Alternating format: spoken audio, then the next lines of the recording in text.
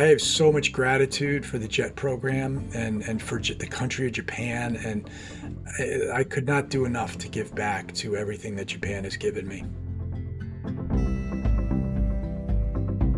A single moment of curiosity can lead to unexpected opportunities, some ending in a lifelong involvement with Japan.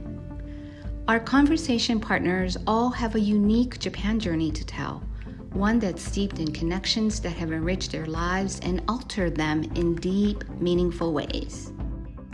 Join us in their Japan journey and be inspired to embrace what's unfamiliar. Your next single moment of curiosity could lead you to possibilities you've never dreamed of. This is My Japan Journey. I'm Yuko Handa from the Japan Society of Boston.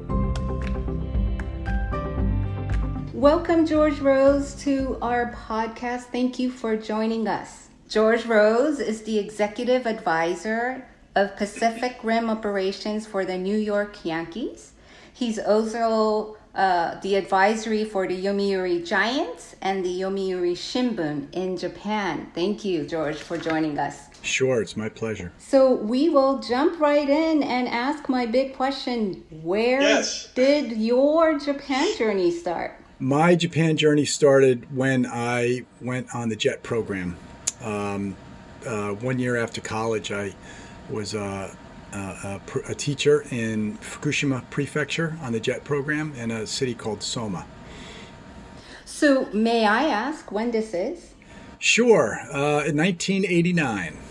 What motivated you to join the JET program? Were you always interested in Japan? Yeah, I honestly didn't. When I was in college, I was an English major. I did not have a big interest in Japan or anywhere, to be honest. You know, I played rugby in college, and that was my biggest interest.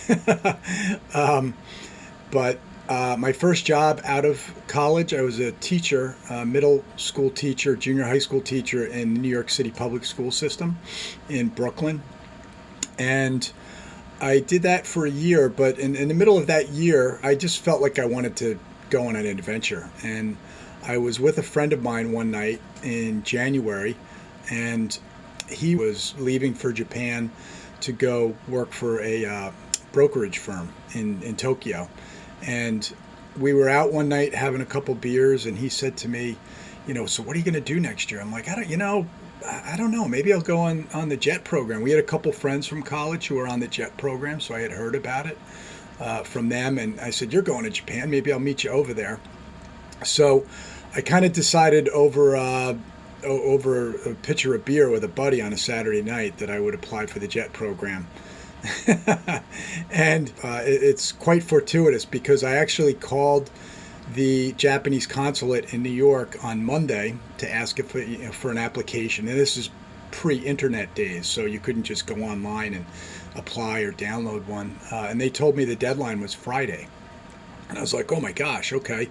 So I got the application. I got it all filled out, FedExed the recommendations from college professor down to me, and got it all filled out and drove after school on Friday and dropped it off at the Japanese consulate Friday afternoon and got in just under the wire. You drove from Brooklyn to the consulate in New York? Yes. You got the application on Monday and you submitted it. You hand delivered it on Friday. Yes. I might have driven to the Japanese consulate on Monday afternoon and gotten the application too. I don't really remember, to be honest with you, but it's very fortuitous because if I had even waited till, say, Wednesday to make that phone call, I might have missed the deadline. We have to thank your friend in beer for prompting you to call on Monday instead of Wednesday, because then we wouldn't be sitting here together talking about your Japan journey. That's true. My good friend Jared Noring, who is taking Japanese, he lives in London now, but he's taking Japanese lessons through the Japan Society, which is in Boston, which is how we met. So actually, take us back to the moment where you landed. This is the first time in Japan. It was in July that we went, and we had I believe it was a 1 week orientation in Tokyo. I remember when I was in Tokyo, and when I got on the subway, actually, the first time, and I looked around and everybody on the subway was Japanese, and I was like, whoa. And And I was just amazed because, Japan it is as different from the United States as it could be. Every day was an adventure. And I'll tell you, I actually remember more vividly when I first got up to Soma, and I was there because that was where I was going to be living and teaching. And Soma was a small village on the Pacific Ocean, about an hour, 45 minutes to an hour south of Sendai. So it was the northeast corner of Fukushima. One of the teachers came down and picked me up after the orientation was over and drove me back up. A really nice guy, one of the English teachers, Mr. Tadano, and we're still friends today.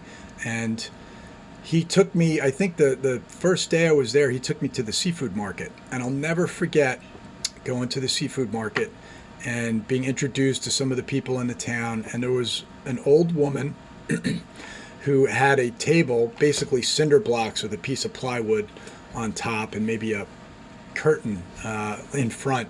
And he explained to her that I was the new teacher in the high school in town. And she reached under the table, pulled out an octopus, and slapped it on top of the plywood. And it was still alive. It was still moving. And then she took a big, huge cleaver and she hacked off one of its tentacles. And she smiled at me and offered it to me. And I had tried sushi a couple of times before I went to Japan just to see what it was like. And I was not a big, adventurous eater. And she offered it to me and I was just like, no way, And she kind of shrugged her shoulders and then she dipped, I can't remember if she dipped it in soy sauce or not, but she actually went and just took a bite out of it. And I was like, wow, this is Japan. I grew up eating octopus, just like you eat squid and other fish, and I learned that octopus wasn't really a thing in America. So I can imagine the surprise. There you are in Soma in Fukushima, and all of a sudden, this woman, I'm sure it was her way of really welcoming you, right? Like, yeah, I mean, an incredibly generous gesture by her, to welcome me to town, but. Kids still don't grow up eating octopus in America, as you know. So this is fantastic. From day one, you're faced with, in certain ways, cultural adventure. So tell us a little bit more about your time, because you were in Soma for 2 years. 2 years, yeah. Yeah, so Soma is a town of about 35,000 people. It has a port, and there would sometimes be big cargo ships coming in, like Russian ships with lumber and stuff like that. I think they'd come over from Vladivostok, and then they'd go back with used cars and bicycles and things like that. And Soma was great. I loved it. It was about 3.5 hours north of Tokyo on the train, on the Jobansen. There was no bullet train to get there. And the people were incredible. I mean, so nice, and I mean, I was like a celebrity. I'm sure you've heard that from a lot of people that have been on the JET program. When you live in a smaller town like that out in the countryside, everybody knows who you are, and they're very gracious. And like, you could go out every night of the week. You have invitations to do things and get to know people, and they really were very welcoming. Do you think your experience would have been different if you had gone to Tokyo back then? Oh, sure, yeah. I mean, Tokyo is more like New York City, where I'm from Long Island, and Tokyo's bigger, and you get lost in the shuffle more easily, I think. I think in general, Japanese people are very gracious and hospitable, though, and you still would even in your circle, I think in Tokyo, the school where you taught and things like that, they would take good care of you. But I think as well, one of the great things about being in the countryside is the language as well. I didn't speak any Japanese when I went to Japan, and Tokyo, so many people speak English. My friend Jared, who I mentioned, I used to go down on the weekends and see him maybe like once a month. And there's a lot of Americans that live there too, so you end up hanging out with them and speaking English. But up where I lived, I was the only American in the whole town. And the closest Westerner was about a half-hour train ride away in a town called Haramachi. So I was really forced. I remember going to the supermarket and having to do shopping the first really, I'd say the first few months, and it wasn't easy. They didn't have everything that you were used to in the aisles. You had to decipher and try to figure things out. Right, right. Everything's in Japanese, and yes, a very different experience, I think, when you live in a smaller town versus a big city. Given that you did go to Soma, Fukushima, I have to ask, what were your reactions when 3/11 happened, the big Great East Tohoku earthquake? Yeah, that was quite a shock because a lot of those towns, well, where the nuclear power reactors are in a town called Namie.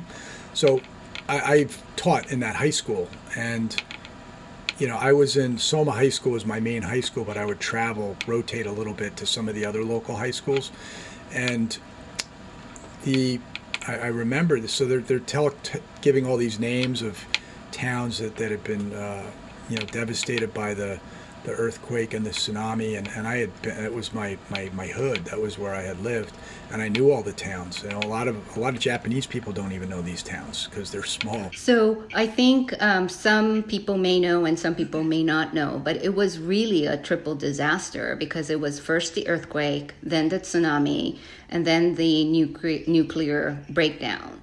So it really hit Fukushima, especially Fukushima from that perspective, harder than the other Tohoku regions where, tsunami is really, really bad enough. And it was an earthquake, obviously the biggest in, I think, Japanese history.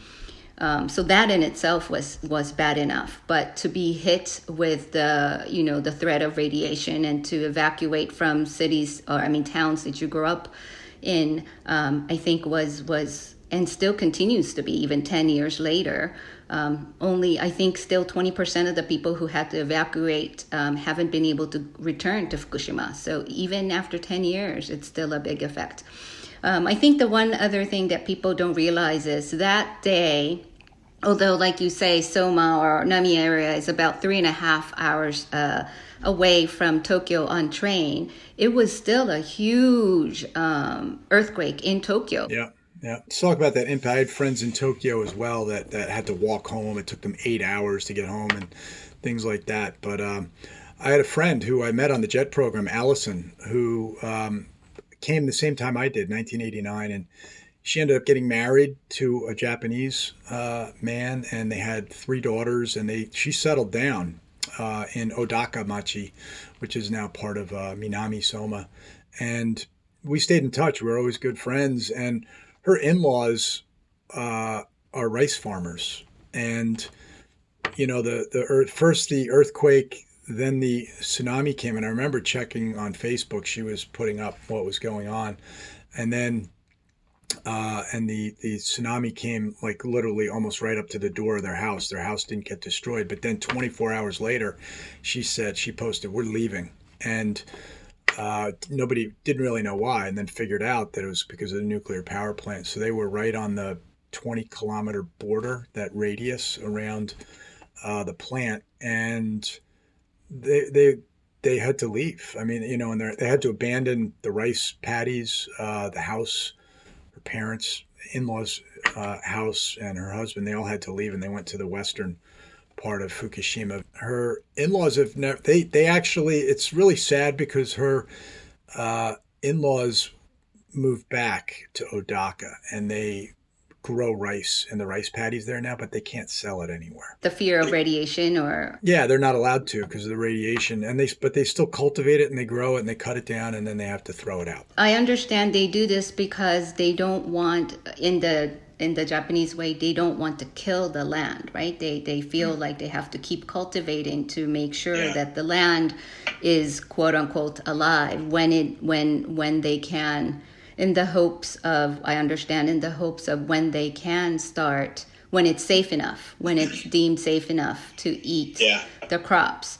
They want to tend the land that they have acquired from their ancestors is what I read about. So yes. But moving on to your journey becoming an executive advisor to at Pacific Rim for New York Yankees. Not everybody comes back and does job with the Yankees. How did that happen? This is true. It was really just dumb luck, to be honest. So, when I first came back from Jet, I went to work for an import export Japanese import export company in New York City, small one, and it was great because I worked there for 5 years. Most of my colleagues were Japanese. I learned Japanese fairly well the 2 years I spent there, as I was out in the countryside and I was motivated. I wanted to learn it. I studied a lot, and but coming back to New York City, my Japanese actually got better because it was like going back to Japan every day because I had Japanese all around me. So I kept it, and I learned obviously business Japanese. So I was getting an MBA. I was actually into my last semester as at Columbia. I was going to graduate in the spring of 1998. Over that winter, Hideki Rabu had come to the Yankees actually the summer before in 1997, and came in the middle of the season with a lot of fanfare. The Nolan Ryan of Japan, and he was started out great, but then he was kind of up and down during the season, and he didn't make the playoff roster. So his translator got fired by the boss, George Steinbrenner, and I had a buddy who went to college with Brian Cashman, and all this news about the translator being fired was in the newspapers in New York. And my buddy said to Brian, he said, "Hey, I know a guy who speaks Japanese if you're looking for somebody and you're interested." And I was a month into my last semester at Columbia, and they called me literally like on a Wednesday and said, "Hey, can you go to spring training on Friday? Pitchers and catchers are reporting, and if things go well, we'd like to offer you the job to be the translator for Hideki this season." So that kind of is how it started. It went well. The trip down there, and Hideki and I got along. They learned I really did speak Japanese, and I played baseball growing up and played in high school too. So that helped, with a lot of the terminology and just familiarity of what was going on in that environment. As it turns out, 1998, the Yankees had an unbelievable run. We had 114 wins in the regular season. It was and we won the World Series, and it's considered the best team of all time because we had the most wins in the regular season and we won the World Series. I mean, I was lucky to be there. And I'll tell you one thing that I found out later, and I had no idea was until it came out, was I was walking after we won the World Series that year. I was walking down the streets of New York City, and Sports Illustrated puts out the World Series commemorative edition, and it had a picture of Scott Brocious on the front raising his hands after he hit a home run, and he was the MVP of the World Series that year. And then inside, there's a bunch of articles. They had one that was 10 keys to the greatest team ever, and I was reading it, and then they listed me as the number 7 reason for the greatest team ever because Hideki and I we got along well. We became friends, and he was a real contributor that year. I think he had 13 wins and 9 losses. He had a solid season and was a good contributor, and they attributed part of that to me, helping for him to stabilize and fit into the team, and so it was quite unbelievable for me to see that. That's really wonderful. Do you think your experience of having lived in Soma, Fukushima, where you had to adjust, like say, your cultural norms, so to speak, have helped you help Hideki? Like, it's not just playing baseball, right? There's a whole culture, team dynamic, whole sort of mentality that's different from playing in a Japanese baseball team versus an American baseball team that has a lot to do with cultural differences. Do you think your own experience living in a culture that was very different from yours have been helpful in that regards? For sure, because it's not just about the language, as you know, it's about the culture too. And just because you can speak the language doesn't mean that you understand the culture. But if you understand the culture, it definitely helps you in communicating with people. And The other thing I would say is I'm a good listener, and Hideki liked to talk a lot, and I listened a lot, so which was great because Japanese still isn't my first language, and I'm pretty good at Japanese, but it's sometimes a lot easier to listen than to speak sometimes. For sure, for sure. Tell us a little bit. You're also the advisory for the Yomiuri Giants. How did that happen? Well, so I was with the Yankees in '98 and '99 as a translator for Hideki, and then he got traded to the Montreal Expos after that, after the '99 season. We won the World Series both years.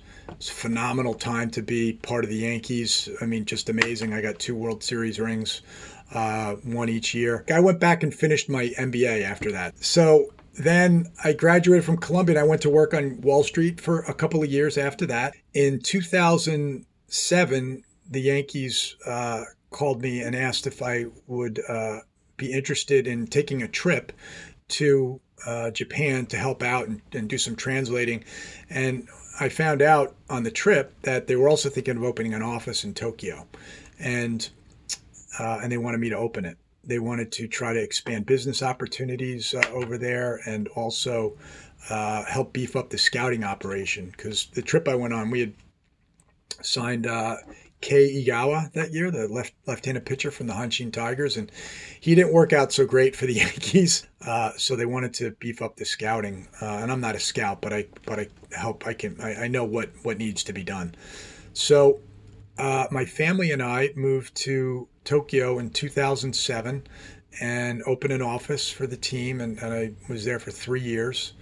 Uh, Running the office and coordinating scouting trips. We would bring 6 to 8 scouts over every year to watch players, and a big target for us at the time was Masahiro Tanaka, who just left and went back to Japan, but he played for the Yankees for the last 7 years, and his rookie year was 2007 in Japan, right? So the 3 years I spent were watching him, and then our scouts spent watching him, and over the course of, I think it was about 7 years that he played in Japan before he was posted. So the Yankees have a partnership with the Yomiuri Giants and with the Yomiuri newspaper. So we've since Matsui came to the team in 2002, the year before he came, the partnership was started in 2002. So I got to know the guys, and when I came back to the States after 2009, so the beginning of 2010, I became an advisor for the Yankees, and I also became an advisor for Yomiuri newspaper and for the Yomiuri Giants. So Yomiuri Giants have this relationship with the Yankees where we share scouting information on players that they might be acquiring an American player, like they call the 4A players, who maybe not good enough to be a regular in the major leagues, but they're up and down. Done scouting workshops over the years where the Giants will come and spend a couple of days with our scouting department, and have learned a lot about how the Yankees evaluate players and our player development system and all these things. So we have a really good working relationship with them now. Something that's kind of cool, like this last summer, right? Sakamoto, the shortstop for the Giants, he got 2,000 hits. He's the youngest player, I think maybe the second youngest player. He would have been the youngest player ever if the season started on time. And for his recognition ceremony at the end of the season, they wanted a video from Derek Jeter, right, to say congratulations. So I coordinated getting the video to them for that. And then with Yomiuri newspaper, people may not be aware of it, but all these Major League baseball regular season opening games, the Yankees played over there, right, in 2004. The Mariners have played over there. There's been a bunch of teams that have gone over and played, and Yomiuri basically runs those events. They are the partners with Major League Baseball, so I help them with negotiations with Major League Baseball and translating and things like that. They are also last year, just to give another example, they were looking to put a new field turf in their minor league stadium. So we did a research tour down to the south, and we met with a couple of field turf manufacturers about what would be the best artificial surface to put down in the new stadium. So all things like that. I usually take them to the All-Star game every year as well. So I probably do 3, 4, 5 business trips a year where they come to the States, and I'm kind of their guide and help set up the meetings and all these kind of things. So it's a lot of fun. So who would have thought, right? That Yep. night you were drinking beer with Jared. Thank you, Jared, for that sake. Thank you, Jared. Right? Who would have thought that that would lead you to this really interesting, unique, exciting life in between U.S.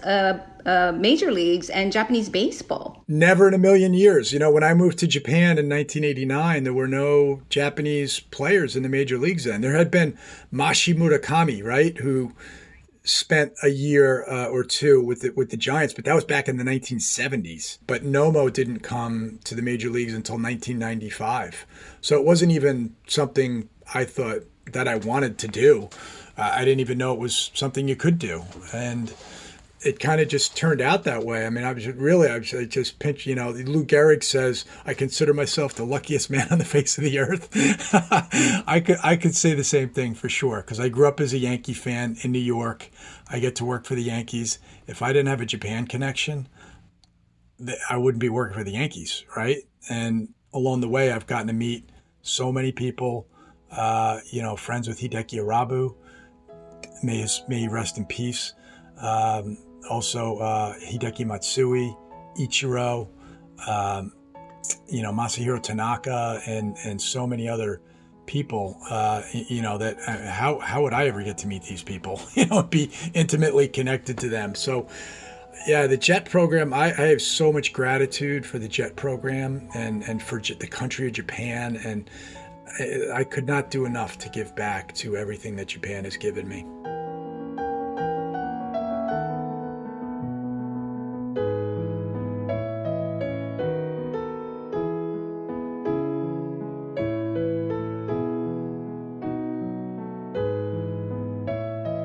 As a person who knows the ins and outs of both American baseball and Japanese baseball, what do you think is the biggest difference? The biggest difference, well, it's the level of competition, for sure. And Hideki Matsui, any of the players will tell you that. There's the cultural stuff, but the biggest difference is how hard it is here. You have the best players from all over the world.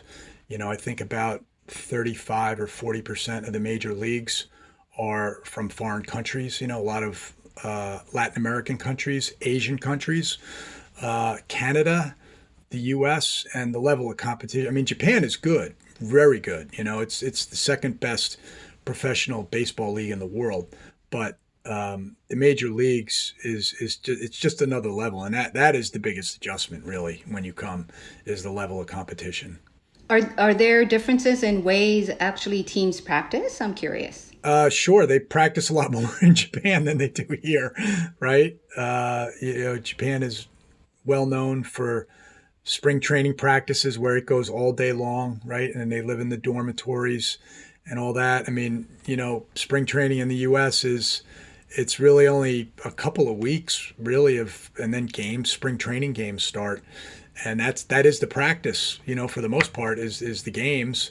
They do, batting practice in the cages and things, before and after the games. But they practice way more in Japan than we do here. This could be wrong, but I heard that there's a lot more focus on individual responsibilities. Yeah, as far as your training regimen and conditioning and all that, yeah, a lot. That's really up to the players, and they manage themselves that way. I think sometimes Japanese players come here and they're kind of like, now what? Because they're used to having their entire day and even into the evening scheduled and regimented, with the team and by the team, and they're with the other players. And then here, you're done by noon. There's a lot more free time that players need to figure out how they want to use. But again, I think it does showcase a little bit the cultural differences between U.S. and Japan, right? I think for sure America is a lot more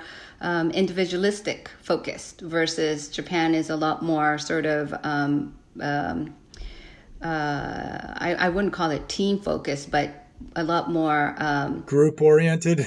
group oriented. That's right. That's the word I was looking for. Here, the thought is that you practice intensely when you practice, but then you want to save it for the game, really, so that you can leave it all in the field during the game. And in Japan, it's not that they don't save it for the game, but they I think they in Japan it just feels like you practice long and intense and you play a game long and intense, and it's totally a difference between not just baseball, I think, but lots of even the work style and companies and things like that, I think is kind of like that too. But isn't it beautiful that you get to see both? It's amazing. If it weren't for that night of beer with your friend who encouraged you to yeah, you should do jet, this would have never happened. It's really stunning when you put it that way and you think back on it, how different life could be. I don't know what I would have be doing today if I hadn't gone to Japan and taught. I don't know.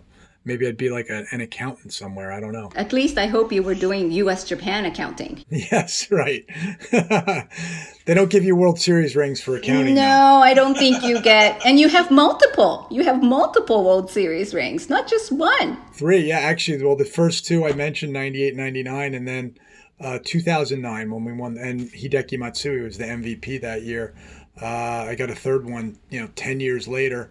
It was like lightning. You never think lightning's going to strike a third time, but it did. And who knows? We've been waiting for the 4th time ever since. Maybe this year is the year. What would you say to young people right now who's considering either going to Japan or Japanese people considering coming to America? Oh, do it by all means. I mean, it will open your horizons and there will be possibilities you can't even dream of that will become available to you, I think. If you go live in another country. I would say not just, for Japan and the U.S., but any country. I think for any young people, whether you're Japanese or American, go spend some time living in another country because, really, that's ultimately kind of how the grassroots, relationship between a country grows and exists. The great thing about Japan and the U.S. is we have such common love for baseball. Baseball is even bigger in Japan than it is here. Since Nomo came to the U.S. in 1995, it's interesting because if you think back to when I was on the JET program in 1989 to 1991, and it's probably difficult for young people to imagine this, but Japan was like taking over the world back then, right? And they bought Rockefeller Center. Their economy was on fire, and they were basically nobody could compete with Japan. They were going to buy the U.S., the whole U.S., and just take over the world. Kind of similar to what you hear about China these days, although Japan obviously isn't communist, right? But and there was some friction at that time. I think with Nomo coming to the U.S. in 1995, that just opened things up. The Japanese people got to know us in a different way. We got to know them in a different way. And, at any given time, there's, 10 to 15 Japanese major leaguers in the States now. And we've gotten very familiar with each other as people and as countries, thanks to baseball. Hideki Matsui is one of the most popular New York Yankees ever. People in New York love him.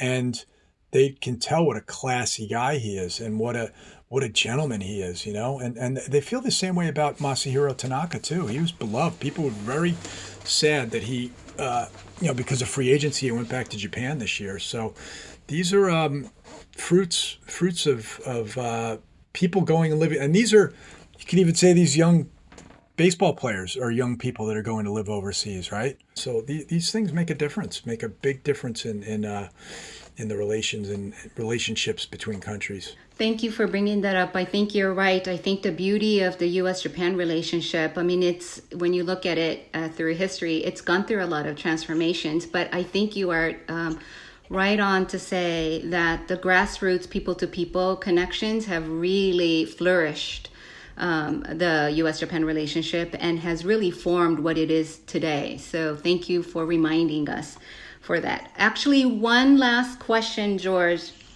If you were to redo this totally, would you still get on that JET program?